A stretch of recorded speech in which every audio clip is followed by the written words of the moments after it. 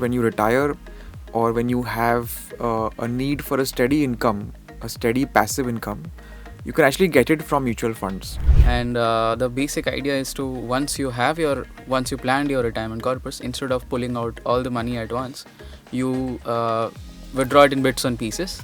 So it really does take care of many months and many years of retirement, of financial freedom, that whole dream of fire. FD is of course a lot safer, but there is a very powerful tax efficiency built into this part capital and part income concept.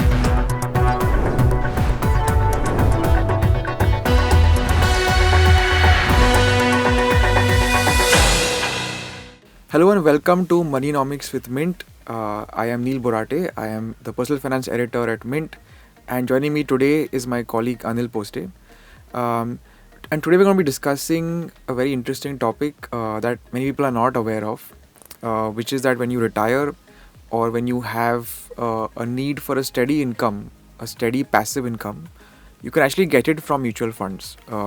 Most people think that the only way to do it is a bank deposit, but actually you can get it from mutual funds, and the way to get it is through a SWP or a systematic withdrawal plan.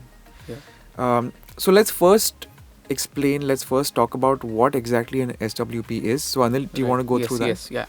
So SWP is like just a mirror of SIP, the way you keep systematically investing in a fund and how it grows over a period of time.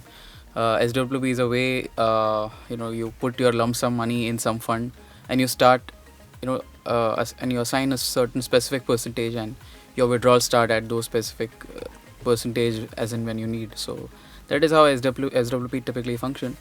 And the basic idea is to once you planned your retirement corpus, instead of pulling out all the money at once, you withdraw it in bits and pieces, which also allows you to spend your money wisely when with discipline. You withdraw a fixed amount. Yes. So just to give example to this, let's assume that somebody has invested rupees 1 crore in an equity fund, and he or she wants to take a monthly income of, let's say, 30,000 rupees.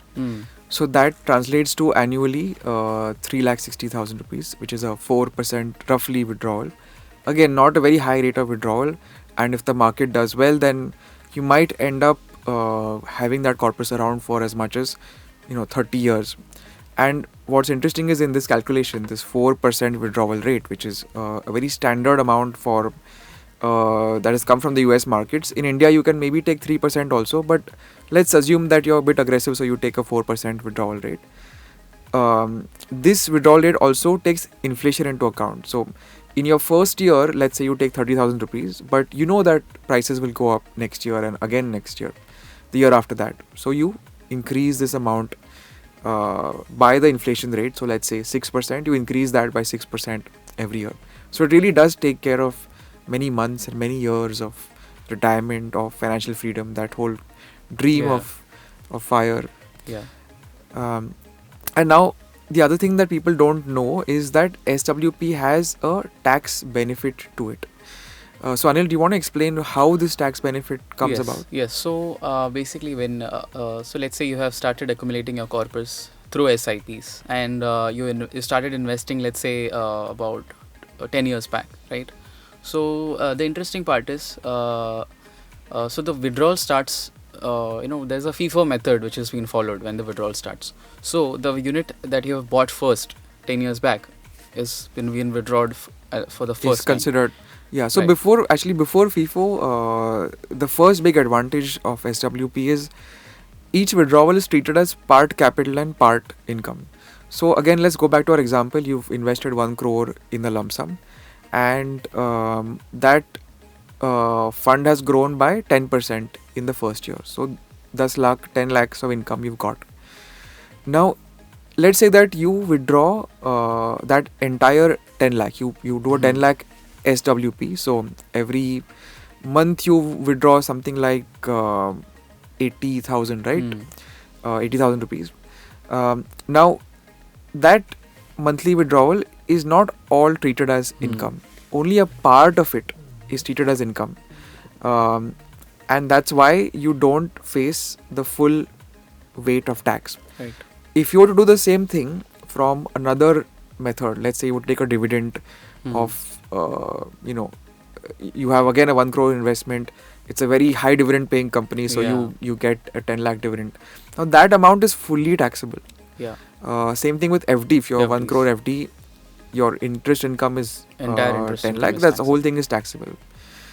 So again, these are not one-to-one comparisons. Yeah. FD is of course a lot safer, but there is a very powerful tax efficiency built into this part capital and part income concept. And in fact, we've done the math. Yeah. In our article in Mint, we have shown how the effective rate of tax can be as low as 1-2%, Yeah. at least in the initial years. Now let's come to FIFO, Yes. which is the example you gave, which is first in, first out. Yeah. So some people, they don't invest in a lump sum. They first invest in a mutual fund through SIP over many years. Agree. They build a corpus, and then after some years they start withdrawing from that corpus through SWP. So question is that if you withdraw just some units every year, how is that taxed? So as you were saying, do you want to elaborate now on FIFO and how that works? Yeah. So the units that you have bought, like say long back initially in the initial years when you were building a corpus, so that is mostly is supposed to have a higher gain than. So the gain part is on the higher side when you start withdrawing your funds. So that those funds will be taxed on the higher side. Yeah. Because so the gain on those units will be higher, and following which the gain will keep reducing over a period of time, and the less and less tax you pay as Yes. and when you keep withdrawing the yes, funds. Yeah. yes. So that is the other somewhat complicated effect Yeah. of this withdrawal. So again, to take that example, let's say 10 years ago you invested 10 lakhs into a mutual fund, and because of great returns, that 10 lakh has become 50 lakhs. So the first withdrawal that you make, and then after that 10 lakhs you again invested another 10 lakhs, another 10 lakh over many years. Now the first withdrawal you make will be assumed that it's that first tranche of 10 lakh that you've withdrawn.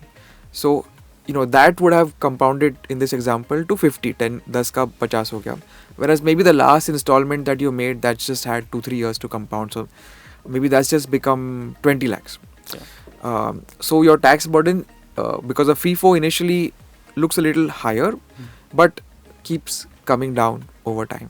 And the other advantage of FIFO is when there are certain time limits provided for a particular investment to become long term, your FIFO allows that initial tranche of units to get the benefit of long term. So let's say that in equity mutual funds, at least 1 year has to pass before your gains are treated as long term. And you've done an SIP, but just let's say 6 months after finishing the SIP, you start withdrawing. Now your last tranche of the SIP has not finished 1 year actually. But because of FIFO, it's your first tranche that's treated as withdrawn. So as long as that has finished 1 year, you do get the benefit of long term. Also, the important point to remember that you also get the exemption of 1.25 yes, rupees. Yes, that's correct. You also get the exemption of 1.25 lakh rupees. And by the way, the long-term capital gains tax is 12.5%. It's a lot lower than, let's say, FD, which has as high as your tax slab it is. Yeah, as high your tax slab. Now a lot of people will come back and say that FD is a lot safer. Why are you comparing that with an equity mutual fund? So our perspective is that now many AMCs have created hybrid funds that have really reduced the amount of equity in the fund. So a hybrid fund, for those of you who are not familiar, is a mixture of equity and debt. Now in the budget that just got passed in July, the finance minister came out with a new rule that as long as the debt component is not above 65% of the corpus, we will allow this hybrid fund to be treated as at a 12.5% long-term capital gains tax after a 2-year holding period. So that's allowed a lot of creative financial engineering to happen, and in a good way. I mean, I'm not, it's actually a good thing, because let's say that you have a fund which has, 60% debt and 40% equity, but out of that 40%, 20% is what is called hedged out. It's arbitrage. You have shorted futures, so your actual exposure is just 20%, or in some cases it could be as low as 10%. So actually it's practically a debt fund that you're getting, with a predictable, not a fixed return, but a predictable return, and therefore it's very similar to an FD. It's not the same, but very similar.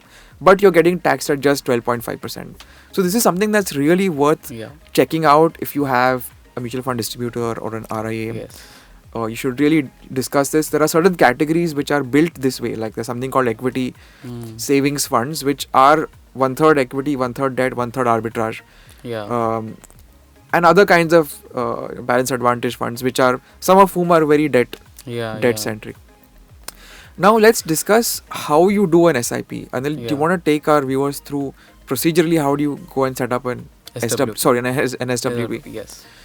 So first and the most foremost thing is you should do this and you should know about this before any banker convinces you that money back plan is a good way to go. Yes. So SWP, money back being insurance. Let's just clarify. Money back being insurance plans.